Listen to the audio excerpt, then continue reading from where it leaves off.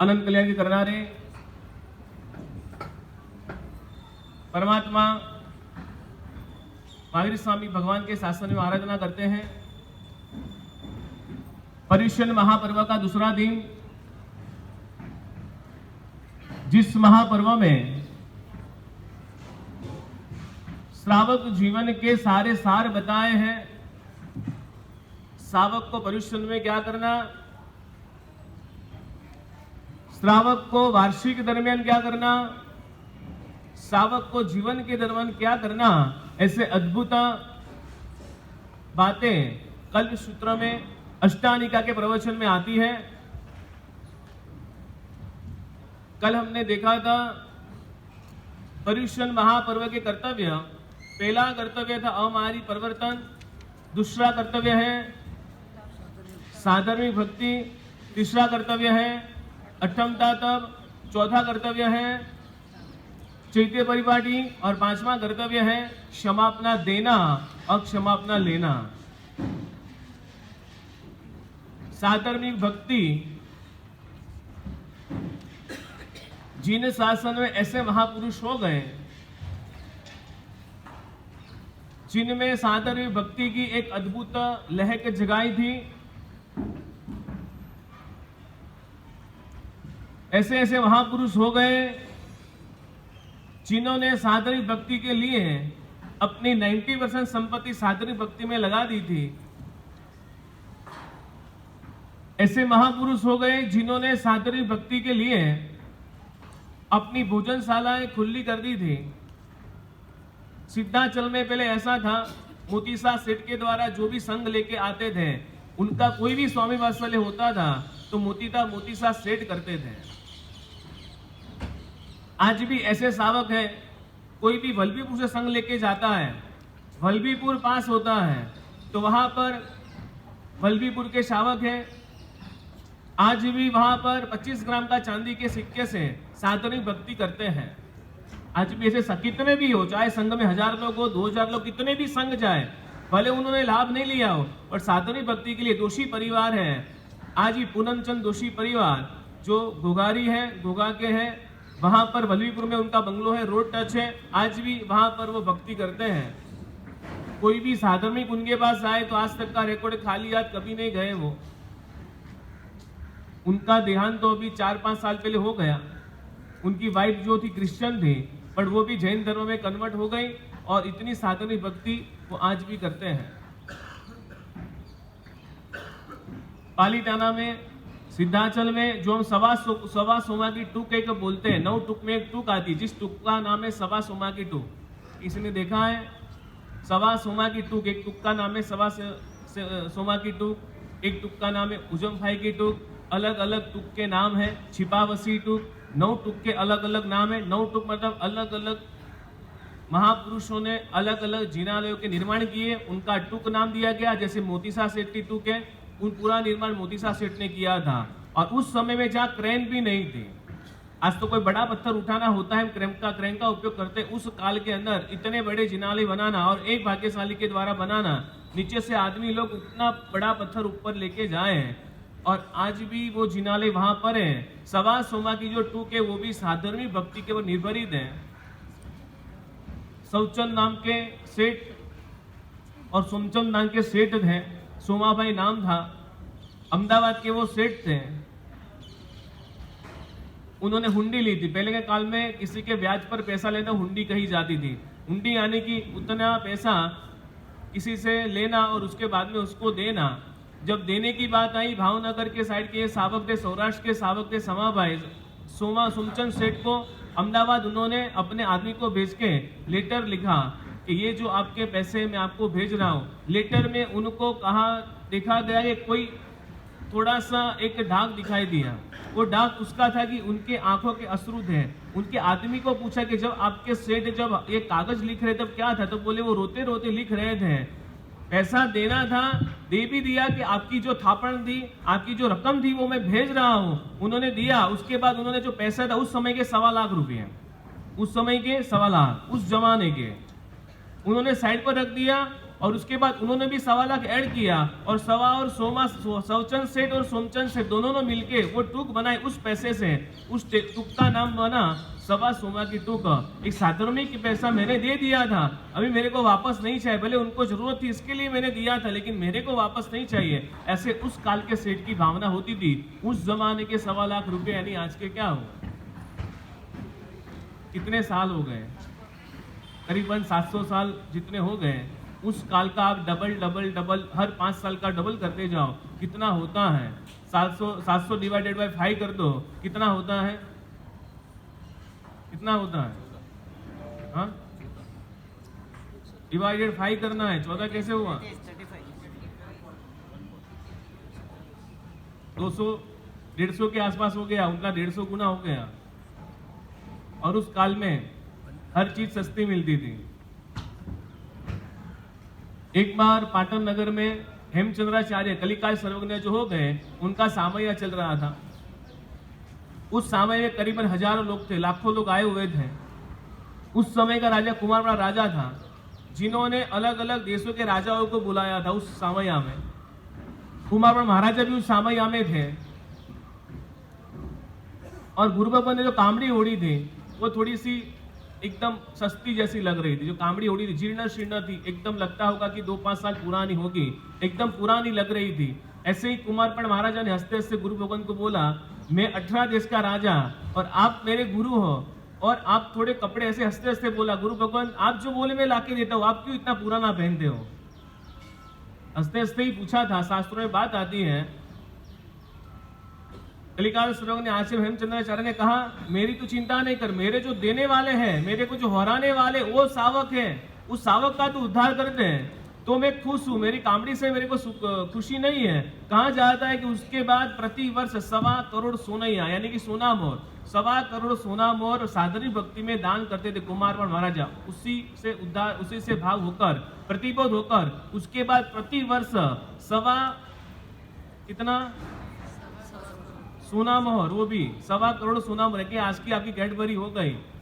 उतना दान किसको देते थे, साधर्मिक को देते थे। कहा जाता था कि उस समय में जो जैन थे, उस काल में कुमारवर्मा महाराजा के समय में एक भी जैन मतलब दरिद्र नहीं था। कुमारवर्मा महाराजा के जितने क्राइटेरिया में 18 देश में आते थे, उन्होंने सबका उद्धार कर दिया था, जिसका नाम होता है साधर्मिक का उद्धार। जैसे हमारा मंदिर जीर्ण शीर्ण हो गया, जिसका हम नाम देते कि इसका हमने जीर्णोद्धार किया, ऐसे शास्त्रों में आता है कि साधर्मिक का उद्धार करना चाहिए। एक साधर्मिक को आपने अडॉप्ट कर लिया, यानी कि एक साधर्मिक का आपने निर्माण कर दिया, एक सावक को, एक साधर्मिक को। और वो भी साधरी भक्ति में ऐसा होता है कि दान देने के बाद किसी को बताना नहीं होता है।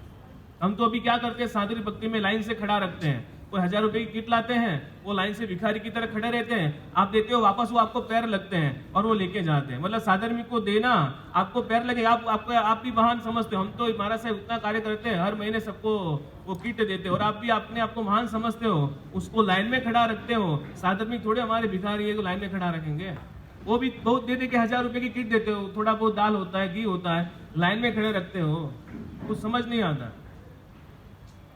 मुंबई में गोवालिया टैंक, नवजीवन, माटुंगा, बोरीवली 5-6 संघ ये हर महीने देते हैं, 2-3 महीने। साधर्मिक का भी ये काम हो गया है कि मैं एक जगह एक दिन यहाँ जाएंगे, एक दिन उधर जाएंगे, उनका काम ही अभी वो हो गया। इससे साधर्मिक का उधर होने वाला ही नहीं है, उनका भी हर जगह रोड लेने जाने का ही काम हो गया। साधर्मिक का उद्धार मतलब उनको कहीं लेने ही नहीं जाना, उनका एक जन का उद्धार कर देना, एक सावक को एक साधर्मिक का उद्धार कर देना। आपको कोई भी जरूरत है हमारे से आना, कहीं भी आपको मांगने नहीं जाना। वो साधर्मिक भक्ति गुप्त दान होता है। साधर्मिक भक्ति कभी दिखावे से नहीं करना कि भाई किसी को बोलना भी नहीं है कि भाई मैंने इनको तो पैसा दिया था तभी आके ऊपर आया हो। जब साधर्मिक को ऐसी ऐसी किट मिलेगी तो वो क्या करेंगे, फिर उनका काम वो हो जाएगा। कोई वो बिजनेस नहीं करेंगे, नहीं वो कोई काम करेंगे। रियल में ऐसा साधर्मिक का कार्ड होना चाहिए, पूरे कहीं जगह से कहीं भी जाए तो स्वाइप होना चाहिए, पता चले कौन सी चीज वो कहां से लेके आए तो पता भी चले। अभी कई साधर्मिक का काम वही हो गया कि इधर उधर लेने जाना और कुछ भी काम नहीं करते, कई साधर्मिक ऐसा है। साधर्मिक भक्ति की बात आती है, कहां पर लिखा है साधर्मिक का उद्धार करने की बात है। जैसे मंदिर का जीर्णोद्धार करना हो और जीर्णोद्धार के लिए अगर हमने काम चालू किया और मंदिर का काम थोड़े तक आया फिर छोड़ दिया तो उसका जीर्णोद्धार हुआ गया, ये काम अधूरा हुआ। अभी साधर्मिक की हालत ऐसी है, साधर्मिक का जीर्णोद्धार नहीं हो रहा, उसको हम थोड़ा देके छोड़ देते हैं। पर एक ही साधर्मिक का आपने उद्धार कर दिया कि उसको कभी मांगना ही नहीं पड़े, उनको साधर्मिक का उद्धार कहा जाता है। तो कभी भी साधर्मिक भक्ति का अवसर आए, ज्यादा साधर्मिक भक्ति पूरी फैमिली की आप नहीं कर सकते हो, कोई उसके बच्चे को एडॉप्ट कर ले। एडॉप्ट का मतलब होता है आपके बच्चे जब तक एजुकेशन में पढ़े हैं तब तक हमारे से फीस लेके जाना, आप कोई चिंता मत करना। एक सावक को, एक साधर्मिक को एडॉप्ट कर देना चाहिए, तो कोई साधर्मिक को मांगने का अवसर नहीं आए। अगर उनका वही बच्चा अगर बड़ा होगा, वो भी एक अपने मन में लाएगा कि मेरी भी किसी ने हेल्प की थी, तो उनके भी संस्कार बनेंगे बड़ा होने के, मैं भी किसी की हेल्प करूं। ऐसे भी आज में कई सारे सावक हैं साधर्मिक भक्ति, जिन शासन में बहुत सारे महापुरुष हो गए जिन्होंने साधर्मिक भक्ति के लिए अपना अपूर्व योगदान दिया था। इसलिए यहाँ पर भी कर्तव्य आता है, सावक को पर्युषण महापर्व में साधर्मिक भक्ति करनी चाहिए। उसके बाद का कर्तव्य आता है क्षमापना, जिनको पर्युषण महापर्व का सार कहा जाता है। क्षमापना देना भी है और लेना भी है। कोई आपको क्षमापना देने आया और आपने बोल दिया अभी मेरे को तेरे से कोई बात नहीं करनी है, तू चला जा यहाँ से, तो आपने क्षमापना उसको दी नहीं, तो आप भी दोषी बने। क्षमापना देनी भी है और क्षमापना लेनी भी है। और क्षमापना में ऐसा होता है थोड़ा सा भी दोष को छुपाना नहीं है, थोड़ा सा भी मन में गांठ नहीं रख, सब कुछ छोड़ देना है। चंद्र रुद्राचार्य नाम के आचार्य हो गए, जिसका नाम था चंद्र रुद्राचार्य, चंड रुद्राचार्य, चंद्र नहीं चंड रुद्राचार्य, बहुत बड़े आचार्य थे। दीक्षा छोटी उम्र में ली थी, बहुत बड़े हो गए, बुजुर्ग भी हो गए, लेकिन बहुत महान आचार्य थे, जिसका नाम था चंड रुद्राचार्य। एक बच्चे की शादी हुई थी नई नई, सारे फ्रेंड मिलके बोले कि चलो गुरु भगवान के पास वंदन करने जाते हैं। गुरु महाराज के पास लेके गए, अभी अभी शादी हुई है, अभी तो हाथ में मिंडर था, और सारे जितने फ्रेंड थे उन मस्ती करने लगे, महाराज साहब इसको दीक्षा दे दोगे। मस्ती में आ गए, मस्ती करने लगे। महाराज गुरु भगवान थे, थोड़े उससे गुस्सा, उनको गलत बातें जल्दी आता था, गुस्से में आ गए। ठीक है, कोई उसको सीधा पकड़ा, जो लड़के मस्ती कर रहा, जो शादी हुआ था उसको पकड़ के सीधा केस तुंचन कर दिया, दोनों पैर में दबा के बिठा दिया, सीधा केस तोच करके दीक्षा दे दे। अभी अभी हाथ में मिंडर है, दीक्षा दे दी। जो साथ में बच्चे थे वो भाग गए, जिसकी शादी हुई थी उसकी दीक्षा हो गई। सुबह शादी शाम को दीक्षा। सबको पता चल गया कि महाराज साहब ने किसी को पकड़ के जबरदस्ती दीक्षा दे दी है। मैं आपके लड़के को जबरदस्ती दीक्षा दे दूं तो क्या होता, पता चल जाए मेरा बच्चा तो खाली वंदन करने गया था, महाराज साहब ने पता नहीं कुछ भी करके दीक्षा दे दी, तो क्या होता, गुस्सा आता कि नहीं आता? गुस्सा आता कि नहीं आता? आएगा ना? क्या आएगा? खुशी होगी कि गुस्सा आएगा? गुस्सा आएगा। अभी यहाँ जो भी इनके परिवारजन है, करीबन हजारों लोग तो शादी में आए हुए थे। वहां के संघ को पता चला, गुरु भगवान के पास आए कि अभी कुछ गड़बड़ हो, लफड़ा, बहुत बड़ा गड़बड़ लफड़ा होने वाला है, कुछ तो होने वाला है। वो गुरु भगवान ने उनको भी समझा, बेटे कि तेरी दीक्षा तो हो गई, तू दीक्षा नहीं छोड़ सकता। वो भी पता नहीं उनको क्या भाव गए, आज की शादी हुई थी, वो भी ठीक है कोई बात नहीं, अभी मैं दीक्षा ले लिया तो अभी दीक्षा नहीं छोड़ूंगा। घर वाले का वहां महाराज साहब का समाचार पहुंच गया, अभी ये सारे घर वाले आने वाले और कुछ बड़ा प्रकोप भी हो सकता है, कुछ भी हो सकता है। तो वहां रात को ही विहार किया, उपास से रातों रात भागे वहां से। हम भी दीक्षा करे दे तो हमको भी ऐसा करना पड़ता ना, रातों रात उनको भागना पड़ा। यानी अभी तो घर वाले आए, उसके पहले उनको लेके भागे। उस समय में जंगल होता था, कोई रोड होते नहीं थे, कोई लाइट होती नहीं थी, कोई पावर होता नहीं था, कोई इलेक्ट्रिसिटी नहीं थी, और जंगल में भागे, रातों रात शाम को विहार किया। भागे मतलब बस विहार कर दिया, कभी परिवार वाले आएंगे तो थोड़ा सा वो हो जाएगा, क्योंकि जो जिसको दीक्षा दी थी वो भी रेडी हो गया। तो भागते तो ऐसा भी हो जाता कि वो ऐसे ही भाग जाता, उपास भागने में कोई टाइम नहीं लगता, उपास छोड़ने में, बट वो भी समझ गया अभी दीक्षा होगी, अभी दीक्षा नहीं छोड़ना है। भले मस्ती में ले ली, मस्ती में गुरु भगवान ने जबरदस्ती दे दिया। अभी जिस रास्ते से जा रहे थे वो रास्ता ऊपर खाबड़ था, जैसे मंदिर आते हैं तो थोड़े कंकर लगते तो हमको कैसा फील होता है, बट वो रास्ता जो था बहुत ऊपर खाबड़ था। तो ये जो नई नई दीक्षा हुई थी, जो शादी वाला जो यंग लड़का था, और ये उम्र वाले गुरु भगवान थे, 2-3 बार गिर गए, उन्होंने अपने कंधे पर बिठा दिया, आप मेरे कंधे पर बैठ जाओ। गुरु महाराज को कंधे पर बिठाया और दोनों चलने लगे। आज की दीक्षा हुई ही है, सेम डे साथ ही शाम को दीक्षा। गुरु महाराज को कंधे पर बिठा दिया, उम्र वाले थे, पुरुष थे, पतले थे, कंधे पर बिठा दिया और स्पीड में चलने लगा। और अंधेरा था, अंधेरे में नीचे जो खड्डे आते थे उसको दिखाई नहीं देते थे, तो बार बार उनका जो बैलेंस अलाइनमेंट बिगड़ रहा था। तो इस गुरु भगवान को ज्यादा गुस्सा आ गया। एक तो तू मेरे को परेशान किया, मेरे क्या मस्ती किया, मेरे को विहार करना पड़ा, रात को विहार करना पड़ा, अभी तो सीधा नहीं चलता है, ऊपर से जोर जोर से ठोक रहे थे सिर पर, चल नहीं रहा है बराबर, ऐसे गुस्सा कर रहे थे। उन्होंने अभी आज की शादी है, दीक्षा दे दी है, फिर भी वो सहन कर रहा है। उन्होंने सहन किया और अंधेरा होता गया और रास्ता खराब आने लगा। थोड़ी देर के बाद ऐसा हो गया कि सीधा चल रहा है।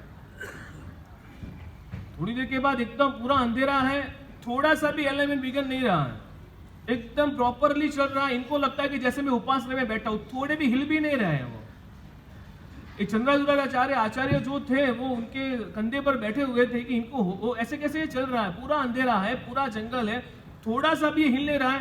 मतलब एकदम अंधेरे में हमको चलना है तो एकदम स्लो स्लो चलते हैं ना, कि आगे तो दिखता ही नहीं, घर पे भी चलना होगा तो भी हम नहीं चल सकते, पूरा अंधेरा होगा। ये जंगल में एकदम स्पीड से चल रहा है, अभी तो थोड़ा सा भी इधर उधर नहीं हो रहा है, पूरा रास्ते से जा रहा है, राइट लेफ्ट भी बोलना नहीं पड़ रहा है अभी तो। ये सोचे कि ये विहार का रास्ता हमको मालूम ये कैसे चल रहा है। उनको पता चल गया कि इनको सीधा केवल ज्ञान हुआ है, अप्रतिपत्ति ज्ञान हुआ है। अप्रतिपाती ज्ञान यानी केवल ज्ञान। सीधा ऊपर से नीचे गिरे गुरु भगवान, सीधे इनके चरणों में गिरे। किसके चरणों में गिरे? शिष्य के चरणों में। और क्षमा मांगी कि आप तो केवली बन गए, मैंने केवली की आसाधना की। कहा जाता है कि उनको भी केवल ज्ञान हो गया, दोनों को, क्षमा देने वाले को और क्षमा करने वाले को। चंद्र रुद्राचार्य को भी केवल ज्ञान हुआ और उसी दिन की शादी हुई थी जो युवक, उनको भी केवल ज्ञान हुआ। दोनों केवड़ी बन गए, एक ने क्षमा रखी और एक ने क्षमा मांगी। सामने वाले कैसे भी हो हमको क्षमा रखना और सामने वाले की क्षमा स्वीकार करना। जैसे ही इस गुरु भगवान को पता चले ये तो केवड़ी बन गया, और केवड़ी मतलब अंधेरे में भी क्लीन दिखे, केवली को सब कुछ दिखता है। ये अपने जीन शासन की बात है, प्रायश्चित की बात, क्षमापना की बात, कोई भी दोष छुपाना नहीं। जितने 1 साल के अंदर जो भी हो गई क्षमापना, उसकी क्षमापना पर्युषण महापर्व के प्रतिक्रमण पहले आपको क्षमापना दे देनी है और क्षमापना ले लेनी है। बहुत सारे ऐसे दृष्टांत है जैन शासन में, बट आपको समझना है कि आपने किसके साथ भेदभाव बनाया, किसके साथ गांठ बनाए, उसकी क्षमापना आपको करनी है। 5वां नंबर का जो कर्तव्य था एक क्षमापना है। 12वां सूत्र जिनका अंतिम श्लोक 1200वीं गाथा के बाद जो अंतिम श्लोक आता है उसमें कल सूत्र का प्राकृत यानी 12वां सूत्र हुआ, और 12वां सूत्र का सार जिसमें अंतिम लाइन में लिखा है जो उव समय तस्स अति आराणा, जो न उव समय तस्स नत्थि आराणा, यानी कि जो समापना देता है उसकी आराधना है, जो समापना नहीं देता है उसकी आराधना नहीं है। लास्ट में सार है, आपने 28 की, श्रीरभ किया, प्रतिक्रमण किया, पूजा की और संवत्सरी के पहले आपके दुश्मन को खमाया नहीं तो आपकी आराधना निष्फल गई। आराधना करने वाला खमाता है, कैसा भी दुश्मन हो। सबसे पहले जाके दुश्मन को मिच्छामि दुक्कडम देना। हम हमारे मित्रों को मिच्छामि दुक्कडम देते हैं। जो दुश्मन है, जिनका भले 100 साल से, 20 साल से, 10 साल से, 5 साल से, 1 साल से केस चलता हो, सबसे पहले जाके उनको क्षमा देना। देखो क्या परिवर्तन आता है। आपने क्षमा दी, आपका हिसाब किताब क्लियर हो गया। उसने समापना नहीं दी, उसको देखना है। आपके आत्मा के साथ बनी हुई गांठ आपने एक बार खोल दी, वो नहीं खोलेगा तो उनकी परंपरा चालू रहेगी। आपकी परंपरा जो अनंत भोग की अगर रहेगी भेड़ की, तो वो टूटे, वो बंदी रहेगी। वो आपने खोल दी तो आपका हिसाब किताब आत्मा के साथ का हिसाब किताब क्लियर हो गया। 3 प्रकार की आराधना यहां पर आती है। एक तो जीवात्मा, एक धर्मात्मा और एक आत्मा। हमारे पास अभी 3 चीजें, एक तो आत्मा यानी मैं खुद हो गया। जीवात्मा यानी जीव आत्मा, जीव प्लस आत्मा, जितने सारे जीव हैं मेरे साथ रहने वाले, या तो छोटे या तो बड़े जीव, कोई भी जीव, 14 आलोक के सारे जीव यानी कि जीवात्मा। और धर्मात्मा यानी कि मेरे जैसे समान धर्म करने वाले आत्मा है, उसका नाम हो गया धर्मात्मा। पहला नंबर आता है आत्मा। 8 दिन में मेरे को मेरे आत्मा का कल्याण करना। मैं कौन हूं? आत्मा हूं। शरीर क्या है? एक सोच बनानी, शरीर है वो मेरा नहीं है, मैं क्या हूं? आत्मा हूं। एक राजकुमार थे, बहुत युवा वय वाले राजकुमार थे। वैराग्य आ गया, दीक्षा ली, राजगद्दी मिलने वाली थी, राजगद्दी छोड़ दी और संयम ले लिया। शादी के लिए लाइन लगी हुई थी लड़कियों की, राजकुमारियों की, फिर भी संयम लिया। राजगद्दी, राज अभिषेक होने वाले थे, बट वैराग्य आ गया, सब कुछ छोड़ दिया। दीक्षा के बाद कहा जाता है कि बहुत कठोर तपस्या की, उनका शरीर एकदम पुरुष हो गया। एक नगर में विहार करते करते पधार रहे थे। वहां नगर के महल था, नगर का जो मेन महल था, वहां पर झरोखा था। उस जमाने में जो राजा के झरोखे होते थे, राजा वहां पर खड़ा रहता था तो पूरा नगर दिखता था। उस जमाने में ऐसा होता था कि राजा को पूरा नगर दिखना। वहां पर वो गैलरी में आया, बालकनी, आपकी भाषा में बालकनी, वहां पर वो आया तो पूरा बेंगलोर कैसे दिखे। लेकिन राजा के लिए तो ऐसा था कि हर एक मार्ग दिखने चाहिए, पूरा नगर दिखना चाहिए, कहां पर क्या चल रहा है। उसी झरोखे में राजा और रानी नगर देख भी रहे थे और वहां बैठे बैठे चौकठा खेल रहे थे। जो उस नगर के राजा और रानी क्या खेल रहे थे? चौकठा का मतलब उस भाषा में जो आप, हाँ, लूडो, आज की भाषा में लूडो समझ लो, वो खेल रहे थे। इनकी जो रानी थी, उनको पता चला कि उसी सामने से कोई मुनि भगवंत आ रहे हैं। उनकी नजर उनके ऊपर पड़ी। उन्होंने ध्यान से देखा तो पता चला ये तो मेरे संसारी भाई हैं जिन्होंने दीक्षा ली थी, आज वो मेरी नगरी में आ रहे हैं। बट शरीर थोड़ा क्रूस हो गया था तो पता नहीं चला कि वही के है कि नहीं है। बाद में कंफर्म हो गया कि तो मेरे भाई महाराज ही हैं। उनकी आंख में से आंसू निकले कि क्या शरीर बना दिया है। राजा की बारी इस तरफ आई थी चौका खेलने की, राजा की बारी आई थी। रानी की नजर मुनि भगवान के ऊपर थी, भाई महाराज के ऊपर थी। राजा उनको बोल रहा है तेरी बारी है, तू, तेरा नंबर आया है चौका खेलने का। राजा ने देखा कि इनका ध्यान कहाँ है। उनका ध्यान एक ही नजर मुनि भगवान के ऊपर थी। आंख में से आंसू चल रहे थे, ध्यान से देख रही थी। राजा देख रहा कि ये पूरे ऐसे चल रहे थे, पूरी ध्यान उनकी दृष्टि ऐसे ऐसे जा रही थी। राजा को मन के अंदर गलत विचार आ गया, पॉसिबल है उनका कोई पूर्व भोगा प्रेमी लगता है। इनकी नजर यहाँ से, कि ऐसा नहीं हुआ कि मैं बोला मेरी रानी सुने नहीं, इनका कोई पूर्व भोगा, कोई पूर्व समय का कोई प्रेमी लगता है, ये कोई गलत व्यक्ति है। राजा उठ के वहां से चला गया। राजा बोल रहे थे इधर सुन, वो सुन नहीं रही थी, पता नहीं, क्योंकि वो भाव में चढ़ गई थी कि ये मेरे भाई महाराज क्या शरीर बना दिया है, क्या थे और क्या बन गए, कितनी कठोर तपस्या थी। और पहली बार बिना समाचार भी नहीं थे, विवाह करके वहां से ही जा रहे थे। उस समय में कहीं जाना होता तो समाचार नहीं आता था भी आज गुरु भगवान पधारने वाले हैं। वो विहार चर्या है, कोई कम्युनिकेशन था ही नहीं उस जमाने में, तो कब आए वो पता ही नहीं चलता था। कोई तार वगैरह तो था ही नहीं उस काल में, कुछ पता ही नहीं चलता था। और इतने सालों के बाद जब देखा होगा तो क्या भाव में वो चढ़ गए होंगे। राजा के मन के अंदर गलत विचार आ गया। वहां से उठ के चले, सैनिकों को बुलाया कि वो जो साधु गया है वहां से चंडालों को बुलाओ। 2 चंडाल को बुलाया। उस जमाने के चंडाल यानी भयंकर होते थे, किसी की चमड़ी उखेड़ देते थे। 2 चंडालों को बुलाया, एकदम अट्टे कट्टे होते थे।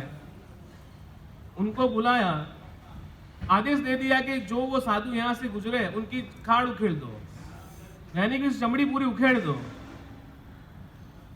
चंडालों ने, तो चंडाल है, उनका काम तो वही था, वही काम करने का। उन्होंने राजा का आदेश लेके चले, वो मुनि भगवान के पीछे भागे। वो तो आराम से चल रहे थे, मुनि भगवान आगे जाके नगर के बाहर जाके कौशल ध्यान में खड़े थे। वहां पर वो पहुंचे। चंडाल भी चंडाल जैसे चंडाल, उनका दिमाग क्रूर रहता है, एक प्रकार के नास्तिक चंडाल होते थे। बट उस मुनि भगवान को तो उनका भी दिल द्रवित हो गया।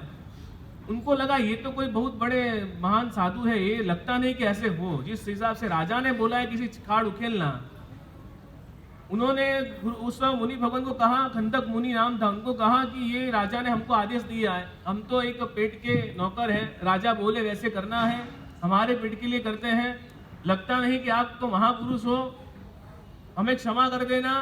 मुनि भगवान के शब्द थे, तू मेरी चिंता नहीं कर, जो मेरा है वो तू उखाड़ नहीं सकता है, तो जो उखाड़ने वाला है वो मेरा नहीं है, उनके ये शब्द थे। तो अभी जो मेरी खाल उखेलने आया है, तू जो खाल उखेड़ने वाला है वो मेरा नहीं है, और जो मेरा है उसका तू कोई कुछ कर नहीं सकता है। यानी मेरा जो, वो मेरा आत्मा है, मेरा आत्मा बिगड़े, आत्मा की शुद्धि बनानी 8 दिन में। आत्मा मेरा बिगड़े उसके लिए किसी की ताकत नहीं कि मेरे आत्मा को बिगाड़ सके, और मेरा शरीर नहीं है तो उसके लिए तो तेरे को जो करना है कर सकता है। तेरा भी कोई दोष नहीं है, तो मेरे कर्म का दोष है, राजा का भी दोष नहीं है। तेरे को जो खाल उखाड़नी उखाड़ ले। खाली सरदार वल्लभ भाई पटेल ने बिना वो क्लोरोफॉर्म सूंघ के ऑपरेशन करा दिया था सरदार वल्लभ भाई पटेल ने, तो उनका नाम कई रूपों में आ गया कि लोखंडी महापुरुष थे। कि एक कुछ हो गया था रस्सी जैसा जो ऑपरेशन कराना था, तो बिना लाइव में ऑपरेशन कराया था, तो दुनिया उनको लोखंडी पुरुष मानती है। अपने महापुरुष तो हो गए, पूरी खाड़ उखेने के लिए चंडाल आए थे, पूरा दो बड़ा ऐसे उस जमाने के हिसाब से वो बड़ा ऐसा आकार का तलवार जैसा भी नहीं, ऐसा कुछ होता है पूरा, जैसे आप सुधारते हो सब्जी सुधारते हो वैसे सुधारना होता है। हमको खाली थोड़ा खून निकलता है तो चक्कर आ जाती है, बच्चे को भी खून निकल गया तो अपने को चक्कर आ जाती है। वो बात भी छोड़ो, खून टेस्ट कराने गए तो भी चक्कर आ जाती है, वो भी नहीं ले सकते कि वो पता है कि वो भी डॉक्टर है प्रॉपरली ले रहा है तो भी घबरा जाते, इतने टेंशन में आ जाते हैं कुछ हो गया तो। ये खंदक मुनि जो थे, जो मेरा है वो तू उखाड़ नहीं सकता है, और तू जो उखाड़ने आए वो मेरा नहीं है। आपका क्या है? आत्मा। शरीर किसका है? कितने साल तक रहेगा? 30, 40, 50, 60, 70, 80, 90, कितना भी कुछ कर लो उतने दिन तक साथ रहेगा। उसके बाद क्या कर देंगे? आपके शरीर को भी जला देंगे ना। कोई बोलेगा मैंने इन्होंने तो 60 साल तो बहुत अच्छा खाना खाया है, बहुत अच्छी दवाएं खाई, करोड़ों की दवा खाई, इतना अच्छा शरीर हम कैसे जला सकते हैं? फिर भी जला देते हैं ना, कि रखते हैं? कोई नहीं रखता है। ऐसे कोई कहावत आती है, मरने से पहले बोलते कि उनकी हम अगर मर गए तो उनकी आग में भी हम मर जाएंगे। उसकी आग को का क्या, उसको राख को भी कोई टच नहीं करते हैं। आग तो बहुत दूर की बात है, उसकी जो राख होती है मरने के बाद उसको भी कोई टच करने को बाद में तैयार नहीं होता है। कुछ सोच लेते कहीं राख घर पे रह के तो कुछ हो जाएगा, तो उसको भी समुद्र में डाल के आ जाती तो वापस भूत बन के आ जाएंगे। खंदक मुनि की खाड़ खेलने के लिए चंडाल आया है, एक ही लाइन को बोला, जो मेरा है वो तू नहीं ले सकता है, और जो नहीं मेरा है तो आप जो भी करना है कर सकते हो। और इसमें मेरा भी कोई दोष नहीं है, राजा का भी कोई दोष नहीं है, रानी का भी कोई दोष, मेरे कर्म का दोष नहीं। मैंने कोई भोग के अंदर किसी की खाड़ उखेड़ी होगी, उसका वो कर्म है तो अच्छा है। उल्टा उनको बोल रहे बहुत अच्छी बात है, जल्दी तू मेरा हिसाब किताब क्लियर कर, जल्दी तू वेट नहीं कर, फटाफट मेरी खाल उखेड़। ये जैन शासन है, जैन शासन के अलावा एक कोई धर्म में नहीं आ सकता। खाड़ उखेड़ते गए, कहां जाता है कि खंदक मुनि को वहां सीधा केवड़ ज्ञान हो गया। शुभ भाव में चढ़ते गए, अप्रतिपाती ज्ञान, शुभ भाव में चढ़ते गए और सीधा केवड़ ज्ञान। आपकी ईटा में आपका बाजू वाला आके आपको परेशान करे, बाजू में समझो कि नॉन जैन रहता है, परेशान करे, आप उसको क्या करते हैं? हाथ जोड़ दे, तू भी आ जाए, मैं थोड़े से कम हूं, तेरे को जो करना है कर ले, मैं तेरे को देख लूंगा, ऐसे बोलते हैं ना। क्या करते हैं? क्षमा दे, उसको कायर कहा जाता है या शक्तिशाली कहा जाता है? भगवान महावीर स्वामी कायर थे कि महावीर थे? महान थे, शक्तिशाली थे कि कायर थे? अब कायर किसको मानते हो? आपकी प्रैक्टिकल नॉर्मल भाषा में कायर किसको कहा जाता है? एक दूसरे के सामने आ जाए वो कायर, या कोई जवाब नहीं दे वो कायर? कायर कौन है? दुनिया में लड़ने वाला महान है, पर जैन शासन में जो लड़ने आता है उनको क्षमा ना दे वो महान है। समझो 8 दिन में आजू बाजू वाले आपके घर के आगे वो भी घर है, कुछ गुस्सा नहीं करना है, भले बाजू वाला कपड़ा सुखा दे बाहर आके, कोई बात नहीं भैया, एक नहीं 2 सुखा दो, कोई बात नहीं, 8 दिन के लिए आपको बहुत छुट्टी है, इनके साथ गुस्सा नहीं करना है। उन लोगों को कोई फील होना चाहिए भाई, पता नहीं है जैन लोग 8 दिन के लिए, तो उनके तो रोज 8 दिन आने चाहिए, उनको ऐसा फील होना चाहिए। ईटा में रोज उनका पोल्यूशन आ जाए तो बहुत अच्छा हो जाता है, कोई गुस्सा ही नहीं करता है। परिवर्तन अपने अंदर आना चाहिए, हृदय से आना चाहिए भाई, मेरे हमारे पोल्यूशन महापर्व है, 8 दिन में गुस्सा नहीं कर सकता हूं। कल तो पहला दिन मेरे को भी गुस्सा आ गया था, तो मेरे को भी पाप लगा होगा। वो प्रशस्त होता है, किसी को सुधारने के लिए वो कोई बात नहीं, वो हमको तो प्रायश्चित लेना पड़ेगा। बात अपनी चल रही है क्षमापना, क्षमापना देने वाला और क्षमापना लेने वाला, दोनों महान है। गुस्सा आ गया ठीक है, बट जिसके ऊपर गुस्सा है वो वापस आया तो उसके ऊपर भी गुस्सा नहीं करना, तो कहा जाता है 8 दिन में आपको सब कुछ भूल जाना है। ऐसी प्रैक्टिस हो जानी चाहिए कि 8 दिन के बाद भी वो चार्जिंग रहना चाहिए। एक पावर बैंक का तो खाली 3 घंटा चार्जिंग रहता है, 5 घंटा, बट हमारा जो आत्मा का ये 8 दिन का जो चार्जिंग है पूरे साल तक चार्जिंग चलना चाहिए। एक मोबाइल में बैटरी खत्म हो गया, power bank, extra power bank रखते हो, क्यों रखते हो? मोबाइल चलना। ऐसे मेरा आत्मा शुद्धि में बना रहे, उसके लिए पर्युषण महापर्व चार्जिंग के लिए आता है कि मैं 8 दिन में ऐसा चार्जिंग कर लूं कि थोड़ी सी भी मेरे जीवन के अंदर पाप का आश्रव ना बन जाए, ऐसी भावना बनानी है। बात अपनी चल रही हमारे आत्मा की शुद्धि बनानी 8 दिन में। सेकंड नंबर है धर्मात्मा, धर्मात्मा की भक्ति करनी है। धर्मात्मा यानी साधर्मिक। पहला नंबर है आत्मा, सेकंड नंबर धर्मात्मा, और थर्ड नंबर जीवात्मा। जीवात्मा यानी अमारी परिवर्तन। जितने भी सारे जीव हैं, एक भी जीव मेरे से नहीं मरे, उस शुभ भावना बनानी है। ये पर्युषण महापुरुष के 5 कर्तव्यों के, और अंतिम जो कर्तव्य बाकी था, जिस कर्तव्य का नाम था चैत्य परिपाटी। चैत्य यानी जिनालय। मेरे आजू बाजू में यानी कि बेंगलोर नगर में जितने भी जिनालय हो, उनकी चैत्य परिपाटी करना, यानी कि पैदल चल के सकल संघ के साथ यात्रा करके, यानी कि दर्शन करने, चैत्यानंद करने जाना, उसका नाम है चैत्य परिपाटी। संघ में ऐसी विधि रहती है, एक जगह आजू बाजू जो 5 जिनालय होते हैं, वहाँ सकल संघ के साथ हम जाते हैं। जब भी यहाँ पर चैत्य परिपाटी का आयोजन होगा, जो भी दिन होगा 1-2 दिन में बता देंगे, उसी दिन सभी को चैत्य परिपाटी में पधारना है। जो भी आजू बाजू के जिनालय है, सकल संघ को साथ में वहां पर जाके चैत्यानंद करना है और भगवान के दर्शन करने हैं। जो भी चैत्य परिपाटी में आता है, क्या करना है? साथ में आना है, चैत्यानंद करना है। कई भाग्यशाली पूजा के कपड़े में आ जाते हैं, यहाँ चैत्यानंद करता होता है, वहां भगवान के सामने भीड़ लगा देते हैं कि मेरे को 5 जगह पूजा हो जाएगी। कई बार कुछ समझ नहीं आता है।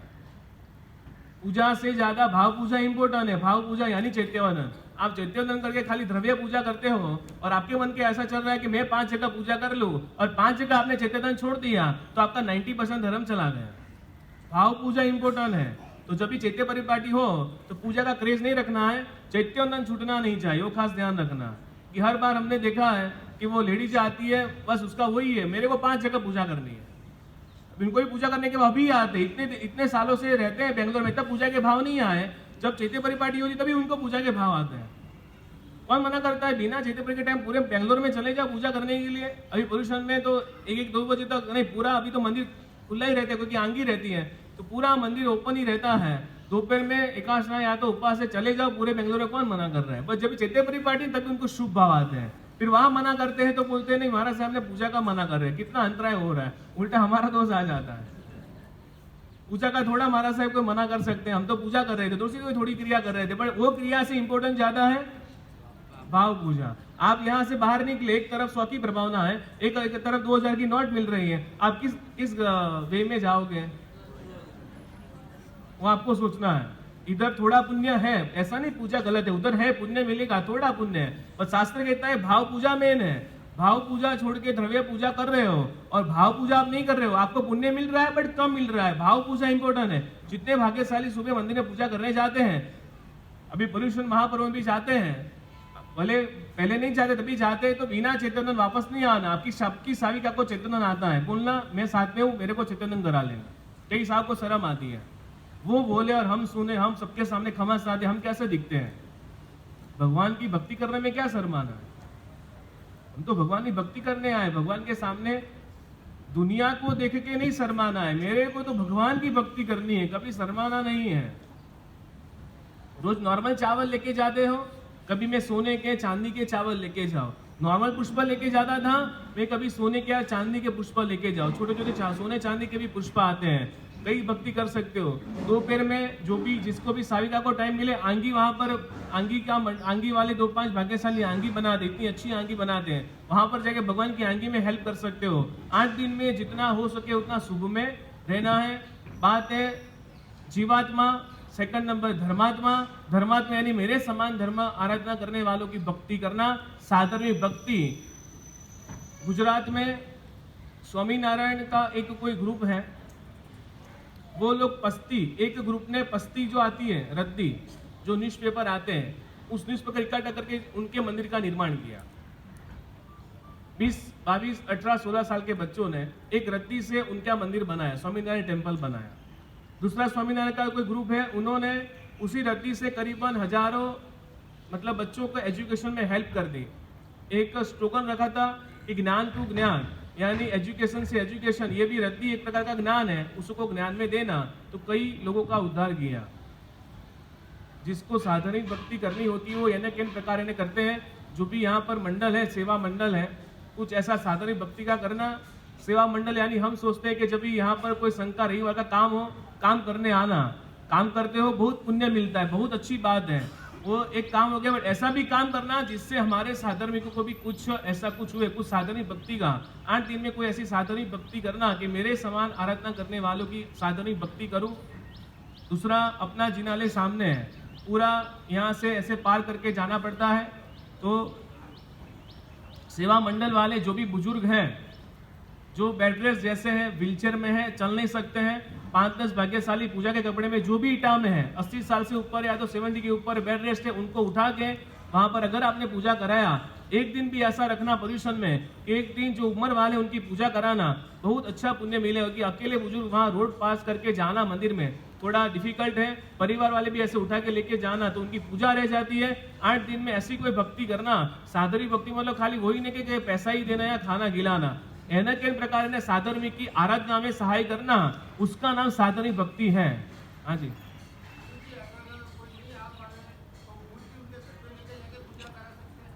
हाँ वो भी करा सकते हैं। जब प्रतिमा भगवान को किसी के घर लेके जाते हो, वो ध्यान रखना है, आगे थाली टंका रहना, एक चरणामृत यानी आगे जल धारा रहना और दीपक रहना और धूप रहना, भगवान के साथ साथ वो रहना। जब भी उनके घर के भगवान आए, कोई टीवी वगैरह चालू नहीं रहना, कोई खाते हुए नहीं रहने चाहिए, खाने की कोई चीज बाहर नहीं होनी चाहिए। बहुत सारी डिटेल्स है, आप मेरे को आके बताना, मैं समझाऊंगा। तो और कोई भी भगवान से ऊपर बैठे हुए रहने नहीं चाहिए, वहां पर सोफा ऊपर या तो चेयर पर। जब भी भगवान उनके घर में आए, उनको अक्षर से बजाना पड़ेगा, गौली करनी पड़ेगी, उसके बाद उनकी पूजा होगी, उसी क्रिया से उनको लेके जाना। बराबर है, ऐसे कर सकते हैं। नहीं आ सकते तो घर जाके भी भगवान छोटे से भगवान पंच धातु के हैं, भगवान को लेकर उनके घर में पधार सकते हैं, उसमें आपको बहुत अच्छा लाभ मिलेगा। क्योंकि हमने देखा हुआ है, जब कोई 80-90 साल वाले जो उम्र वाले होते हैं, उनके सामने जब भगवान आते हैं, उनकी आत्मा से आंसू निकल जाते हैं। कई परिवार दे भगवान आएंगे तो कितना, खाली हम जाते तो ऐसा होता है, तो जो उनके पास सामने से भगवान आएंगे, वो जो दृश्य होगा, वो जो माहौल होगा, आपको भी लाइफ टाइम याद रहेगा कि हमने भी कोई हमारे उम्र वाले जो बुजुर्ग हैं, हमारे माता पिता समान है, उनकी भी हमने पूजा करी। भगवान ने खुद ने उत्तराधर्म सूत्र में कहा है, जो गिलानम पड़ी सेवई सो माम पड़ी सेवई। जो ग्लान वृद्ध उम्र वाले की सेवा करता है, तो भगवान ही कहते तू ऐसा ही समझना कि तू मेरी पूजा कर रहा है। आपके घर में उम्र वाले हैं, उनकी सेवा छोड़कर अगर आप पूजा करने जाते हो तो आप टोटली रॉन्ग हो। वही टाइम मिला आपके पास कि उसकी अगर आपने भक्ति छोड़ दी और भगवान की पूजा करने में आपने ज्यादा टाइम लगा दिया और इधर चिल्ला रहे हैं कि मेरे को पानी दो, मेरे को वॉशरूम जाना है, अरे आपने उनको डांट दिया, समझ में नहीं आता, मैं पूजा करने जाता हूँ, समझना कि आपकी पूजा जीरो है। तो भगवान के शब्द है, जो गिलानम बड़ी सेवई सो माम बड़ी सेवई। भगवान नहीं कहा है, ये हमारे कोई शब्द नहीं है। जो ग्लान की वृद्ध की सेवा करता है तो भगवान कहते हैं समझना तू मेरी ही सेवा करता है। आपके घर के अंदर उम्र वाले और आपके द्वारा आर्त ध्यान रुद्र ध्यान हो गया कि मेरे बेटा मेरा नहीं मानते, तो उससे बड़ा अभिशाप कोई हो नहीं सकता है, वो सबसे बड़ा साप हो गया आपके लिए। आप कभी फिर भगवान की कितनी भक्ति करो, भगवान नहीं कहते कि तू मेरी आके भक्ति कर, भगवान कहते तू मेरे जैसा बन, इसलिए मेरे पास आ। आपने आपके माता पिता की दादा दादी की भक्ति की, मतलब एक प्रकार की एक विनय भाव हो गया, एक उपकार ऋण हो गया, तो वो सबसे बड़ी भक्ति है। अपने माता पिता को छोड़ के माता को चुनरी चढ़ाने जाना, पहले माता को, भाई हरिभद्र सूरी महाराज तो धर्मबिंदु नाम के ग्रंथ में वो भी कहते हैं, अभी आजकल कोई पालन नहीं करता है, उस टाइम भी मैंने बताया था, आप जितने महंगे कपड़े पहनते उससे महंगे कपड़े अगर इससे कम महंगे कम रेट वाले अगर पेरेंट्स पहनते हैं तो भी दोष लगता है। शास्त्र जैन शासन तो वो कहता है, आपके हाथ में सोने की 4 अंगूठी है और पिताजी के हाथ में एक भी अंगूठी नहीं हो तो समझ नहीं। हरिभद्र सूरी महाराज कहते हैं वो नहीं कर सकते, इसको कहते हैं माता पिता का विनय, कि इन्होंने मेरे को जन्म दिया, अगर जन्म ही नहीं देते तो मैं कहाँ इस दुनिया में आता। उन्होंने मेरे को चलना सिखाया, बोलना सिखाया, मेरे पास मेरी क्या हैसियत थी। और सबसे बड़ी बात तो वो है कि जब वो पहले यहाँ आए बेंगलोर में तब कुछ नहीं था। आप पैसे वाले कब बने हो कि उन्होंने सेट किया, उसमें आपने 10 गुना 100 गुना कमाया, कोई बड़ी बात नहीं है। अभी आप अकेले जाओ राजस्थान में और उन्होंने यहाँ पर जितना खड़ा किया एक बार करके दिखाओ राजस्थान में तो मान सकते हैं। और आज के बच्चे तो थोड़ा उससे पेरेंट्स से ज्यादा कमा ले, सुना देते आपने क्या किया, हमने फ्लैट लिया, बट तेरे को जन्म तो बेंगलोर में मिला, इंग्लिश मीडियम स्कूल तो तेरे पेरेंट्स ने भेजा, कोई राजस्थान से तो भाई तू इधर आया नहीं है, पहले से ही तू सिटी में है तो वो दिमाग आने वाला है। कोई बड़ी बात, पेरेंट्स आपके आए तब उनके पास कुछ नहीं था, एक नौकरी करते थे, किसी के नीचे जॉब करते थे, 1-2-3 हजार में जॉब करते थे, कुछ भी नहीं था। और धीरे धीरे करके इतने एक भी रुपया फालतू का वेस्ट नहीं करते थे, एक भी रुपया का फालतू का खर्च 1 रुपया भी नहीं करते थे। और आप तो संडे आती है, होटल में जाने की बात होती है, सीधा 2-5 हजार तो हमारे लिए तो वो चना ममरा बोलते हैं ना, तो चना ममरा जैसा हो गया, ऐसे ही फ्री के भाव जैसा हो गया। 2-5 हजार तो अपने को कुछ लगता ही नहीं। और एक साधर्मिक को देने की बात आए तो सोचते हैं, एक साधर्मिक को एडॉप्ट करने की भावना बनाना कि मैं कोई एक साधर्मिक को एडॉप्ट कर लूंगा, किसी साधर्मिक को बोल दूंगा, लगते हैं उसके घर जाना, देखना कैसा है क्या है, एक भावना बना देना कि आप आगे जाके जो भी कुछ हेल्प है हमारे से मांग ले, वो जो पुण्य बनेगा वो साधर्मिक भव भव तक आपका ऋणी रहेगा। किसी के दिया हुआ दान कभी फेल नहीं जाता, वो आत्मा कोई ना कोई भव में चुका देगा। पॉसिबल है कि वो आत्मा कोई भव के अंदर देव बन गया तो आपको कोई टेंशन ही नहीं लेना। साली भद्रा को दिल्ली की 99 पेटी आकाश में से उतर दी थी, उनके जो दादा थे अपने पोते के लिए रोज 99 पेटी उतार देते हैं, पुण्य था एक प्रकार का। रोज 99 पेटी किसकी उतरती थी, वो आजकल के तो डायमंड कुछ नहीं, रोज डायमंड के डायमंड आते थे, जिसकी एक वैल्यू बिलियन डॉलर हो, वैसे रोज के हजारों डायमंड आते थे। ऐसे साली भद्रा ने ऐसे डायमंड छोड़ के दीक्षा ली। आपके पास पूरे वर्ल्ड का मेन डायमंड आ जाए जिसकी वैल्यू हो करीबन हजारों बिलियन डॉलर, आप दीक्षा लेते क्या बताइए। ऐसे इनके पास कैसे इतने डायमंड थे जिसकी कोई गणना नहीं, और रोज की 99 पेटी आती थी, आकाश में से उतरती थी, वो देव बने हुए थे। दशाण भद्रा वो देव बने हुए थे, रोज पेटी उतारते थे। ऐसे साली भद्रा ने दीक्षा ले ली। क्यों ले ली, एक ही बात ऊपर ले ली, राजा ने उसको 7वीं माले से नीचे बुला दिया। श्रेणिक महाराजा इनको मिलने आ गए, साली भद्रा श्रेणिक महाराज से महाराजा इस साली भद्रा को मिलने आ गए। क्यों मिलने आए कि जिस राजा के दरबार में रत्न कंबल बेचने वाले, पहले के जमाने में जो रत्न कंबल आते थे, आज की महिलाएं जो साड़ियां पहनती है, बहुत बहुत तो नली की साड़ी भी होगी, एकदम महंगी भी साड़ी, बहुत बहुत तो 50 हजार की होगी, बहुत बहुत तो 1 लाख की साड़ी होगी, बहुत बहुत तो 2 लाख या तो 5 लाख या 10 लाख। किसी घर पे है 10 लाख की साड़ी, 5 लाख की है, 2 लाख की है, नहीं होगी, बहुत बहुत तो 1 लाख तक की होगी, नहीं है, बस वो भी नहीं है, ठीक है। वो आपको बोल देते भाई बहुत हो गया, बहुत महंगा हो गया। रत्न कंबल उस काल में, उस काल के रत्न कंबल कहाँ जाते हैं कि करोड़ों के आते थे। रत्न कंबल यानी ऐसे कपड़ा ही, बट रत्न कंबल रत्नों से जड़ा हुआ, मतलब इमिटेशन नहीं, चाइना के नहीं होते थे, प्योर रत्न होते थे। मतलब वो पहने तो उनका जो उजास, उनकी झटकाट है, मतलब 100 मीटर तक जाए, मतलब हजारों में जिससे रत्न कंबल पहना वो पहले दिखेगा। उनको लाइटिंग करने की जरूरत नहीं, ऑटोमेटिक वो लाइटिंग हो जाता है। श्रीनिक महाराज के दरबार में रत्न कमल लेके सारे रत्न कमल वाले आए, वो सेल करने के लिए आए, क्योंकि वो रत्न कमल भी ऐसा था कि पूरे उस राज्य में इन लोगों के पास ही था, वो एंटिक चीज थे। एंटिक चीज एक ही खरीद सकता है वो राजा, जिसके पास बहुत सारा पैसा हो। राजा के पास आया, राजा ने तो एक भी खरीदा नहीं, इतना महंगा मैं नहीं लूंगा। शायद एक खरीदा, ऐसा कुछ है कि एक खरीदा है तो एक नहीं खरीदा, ऐसा कुछ, पर नहीं खरीदा उसने, पूरे रत्न कंबल नहीं खरीदे। 16 रत्न कंबल थे, खरीदे नहीं। साली भद्रा, उसके बाद पता चला रत्न कंबल वालों को इससे भी कोई बड़ा पैसा वाला है जिसका नाम साली भद्रा है। बड़े पैसे वाले ध्यान में आ जाते हैं, इनको ही पता चला कि ये कोई है। वो रत्न कंबल लेके साली भद्रा के वहां गया, उस साली भद्रा ने इमीडिएट बाय कर ली, और वो बाय करने के बाद उसके 16 थे तो 16 को तोड़े, यानी 2 फाड़े किए, 2 पार्ट किए, 2 भाग किया, और पैर लुशा बना लिया। पैर पोछने का क्या बोलते हो आप, वही मैट बना लिया। क्यों बना लिया, 32 रानियां थी।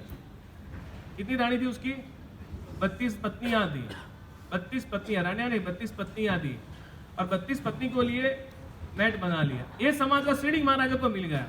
अरे इतना महंगा मैं एक नहीं खरीद पाया, ऐसा कौन सा मेरे नगर में मेरे से भी ज्यादा पैसा वाला है जो मेरे नगर में रहता है, पता चले तो 7वें माले से कभी नीचे नहीं उतरा है। उनका उस जमाने में 7 माले की हवेली थी। हवेली तो कितनी बड़े एकड़ की होगी वो पता नहीं, वो इधर लिखा हुआ नहीं है, बट 7 माले की उनकी हवेली थी, उस जमाने की हवेली, जो एक रत्न कंबल एक राजा नहीं खरीद पाया।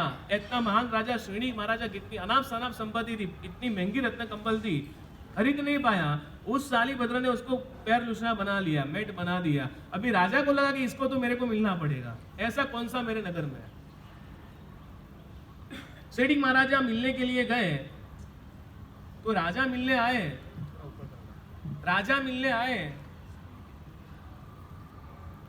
राजा मिलने समझो कि आपको पता चले ईटा में नरेंद्र मोदी आया है, आप 18वें माले पे रहते हो और नीचे आपके लिए खड़ा है, आप क्या करोगे?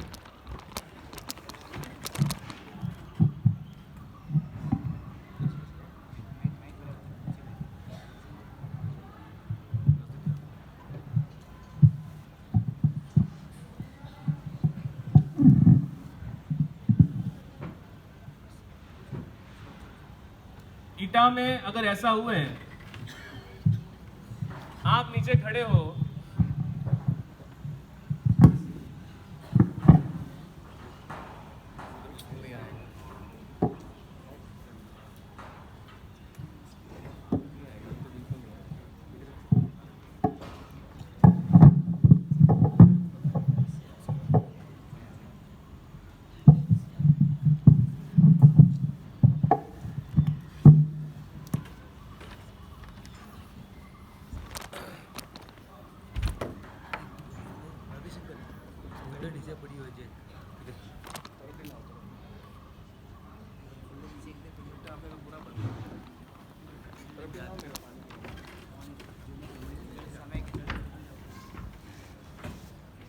समझो अगर ईटा में ऐसा हुए,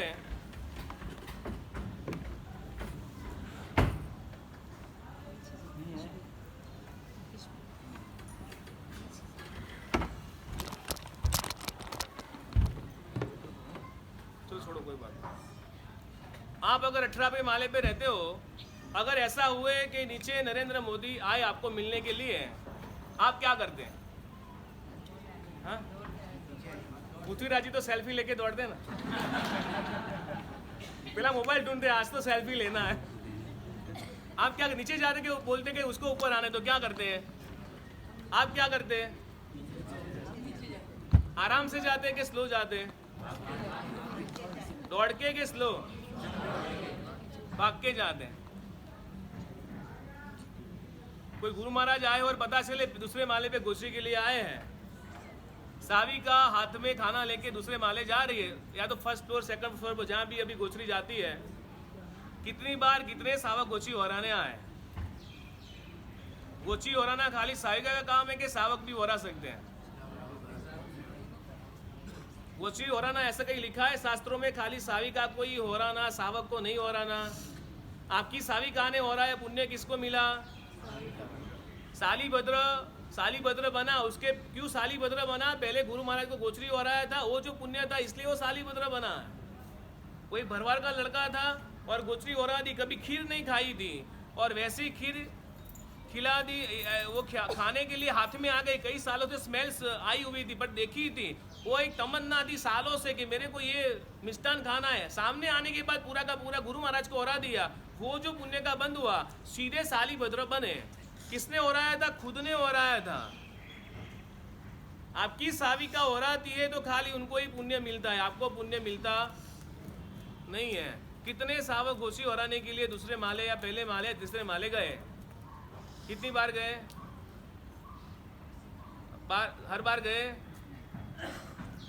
चलो नहीं गए, उन्होंने पूछा कि आज अपना नंबर कब आया? खाने से पहले रोज पूछते हो कि अपना बिल्डिंग का नंबर कब है? रोज पूछते हो? धन्यवाद, मतलब उतना पुण्य मिल रहा है। सालीभद्र को मिलने के लिए श्रेणी महाराजा खुद आए, और जब राजा जाते हैं तो उनके पास पीछे पूरा सैन्य होता है। राजा ऐसे महल से बाहर नहीं निकलता। चामरधारी, छत्रधारी, मंत्री, प्रधान, सामंत जितने भी होते हैं पीछे पीछे चलते। पूरा एक टाइप का राजा बाहर निकला, भरघोड़ा ही समझ लो, एक प्रकार का भरघोड़ा। वैसा राजा सालीभद्र की हवेली के नीचे आके खड़ा है। उनकी माता जो थी सालीभद्र थी, बहुत खुश हो गए।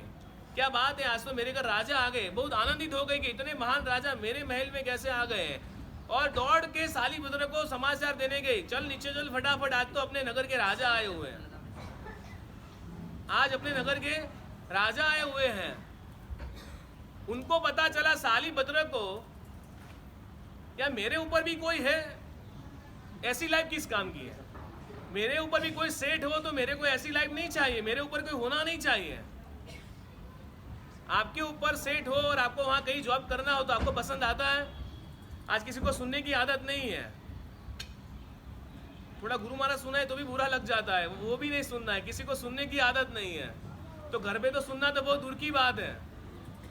घर में खाली साविका ने दो शब्द बोल दिए तो उसको भी झाड़ देते हैं। सुनने की आदत धीरे धीरे कम हो रही है। ऐसे श्रेणी महाराज किसी ने सालीभद्र को सुनाया नहीं था, खाली माता ने बोला आज तो अपने नगर के राजा आए, तेरे को मिलने के लिए आए।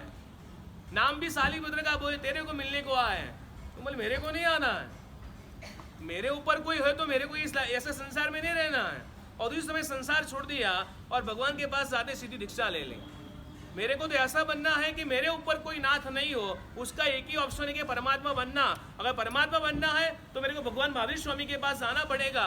और भगवान महावीर स्वामी के पास जाके सालीभद्र ने दीक्षा ली। दीक्षा लेने के बाद कहाँ जाते, पहला जो संथारा सोने के लिए जो उनकी जो नंबर आया, वो सारे साधु होते हैं तो ऐसे इतना बड़ा हॉल जैसा हो, इतना बड़ा हॉल जैसा समझ लो, उनका नंबर एक कोने में आया। यानी कि ऐसे बाहर जाने का रास्ता हो, जैसे वही यही जो लिखा है वैसा सेम वे टू टॉयलेट है ना, वैसे वहाँ आया। रात को जितने भी साधु बाहर वॉशरूम जाते थे, ठल्ले जाते थे, उनके पास होके जाते थे। उनके संथारे में धूल उड़ती थी, फिर भी वो अपने आनंद में थे, थोड़ा भी मन नहीं बिगड़ा।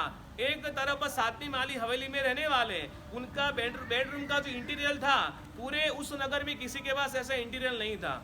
और कहाँ जाते, सुकोमल काया वाले थे। सुकोमल का मतलब होता है थोड़ा ऐसे किसी ने टच भी किया तो उसे क्रैश हो जाते थे, इतनी सुकोमल काया वाले। कहाँ दल्लक की गांधी और कहाँ सीधे वहां आ गए। वे टू टॉयलेट जैसा रास्ता हो वैसे रास्ते में उनका नंबर आया सोने का, लेकिन फिर भी आनंद में थे। अभी मेरे को दुनिया के ऊपर सबसे महान मैं हो गया कि मेरे ऊपर अभी कोई नहीं है, मेरे ऊपर कोई नहीं होना चाहिए। आपको तो आपके घर में भी नहीं चलती है तो भी दीक्षा की भावना नहीं होती है। आपके ऊपर कितने सारे लोग होते हैं, एक नॉर्मल वॉचमैन भी अपने को कभी रोक देता है। मतलब हमारे ऊपर कितने लोग हैं। कोई रास्ते से कार लेके जा रहे, आरटीओ वाले पकड़ लेते हैं, वहां तो आप बकरी जैसे हो जाए, भैया छोड़ दो ना, मैं आपको पैसा दे देता हूँ, ऐसे हो जाते हैं। कोई पुलिस आ गई, हम ऐसे, जो आपके ऊपर इतने सारे लोग हैं फिर भी संसार छोड़ने की इच्छा नहीं होती है। हम इटा में इतनी बार आए गए, बट अभी तक हमने कोई वॉचमैन ने बोला नहीं कि उस तरफ से जाओ। आप जाके देखो क्या होता है। हमारा कोई फ्लैट नहीं है, आपका फ्लैट होगा ना तो भी वो रोकेगा। हमने यहाँ कोई इन्वेस्ट किया है, ईटा की बात नहीं है। कोई भी बॉम्बे के अपार्टमेंट में भी हम जाएंगे, कहीं भी जाएंगे, कोई वॉचमैन नहीं रोकेगा हमको।